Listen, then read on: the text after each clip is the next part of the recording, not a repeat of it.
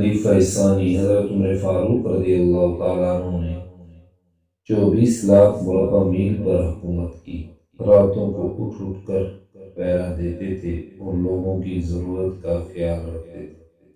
کہتے تھے اگر فرات کے کنارے ایک کتا بھی پیاسا مر گیا تو کل قیامت کے دن حضرت عمر فاروق رضی اللہ تعالیٰ عنہ سے اس بارے میں پوچھ ہوگی۔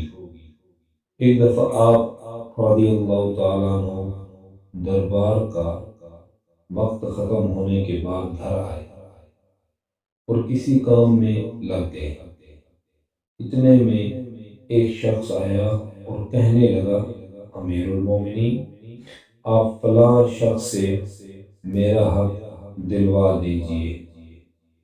آپ کو بہت غصہ آیا اور اس شخص کو ایک درا پیٹھ پر مارا اور کہا، جب میں دربار لگاتا ہوں تو اس وقت تم اپنے معاملات لے کر آتے نہیں، اور جب میں گھر کے کام کاج میں مصروف ہوتا ہوں تو تم اپنی ضرورتوں کو لے کر آ جاتے ہو۔ بعد میں آپ کو اپنی غلطی کا اندازہ ہوا تو بہت پریشان ہوئے اور اس شخص کو جس سے درا مارا تھا بلوایا اور اس کے ہاتھ میں درا دیا اور اپنی پیٹھ آگے کی کہ مجھے درا مارو، میں نے تم سے زیادتی کی ہے۔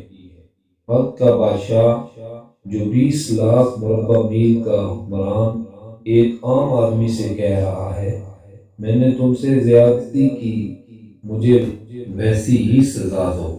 اس شخص نے کہا، میں نے آپ کو معاف کیا۔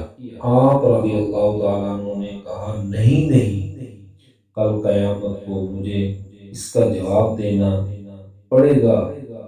تم مجھے ایک درا مارو تاکہ تمہارا بدلہ پورا ہو جائے۔ آپ رضی اللہ تعالیٰ عنہ روتے جاتے تھے اور فرماتے، اے عمر، تو کافر تھا، ظالم تھا، بکریاں چڑھاتا تھا، اللہ نے تجھے اسلام کی دولت سے مالا مال کیا اور تجھے مسلمانوں کا خلیفہ بنایا۔ کیا تو اپنے رب کے احسانوں کو بھول گیا؟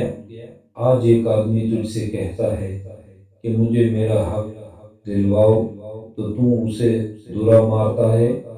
اے عمر، کیا تو سمجھ بیٹھا ہے کہ مرے گا نہیں؟ کل قیامت کے دن تجھے اللہ کو ایک ایک عمل کا حساب دینا پڑے گا۔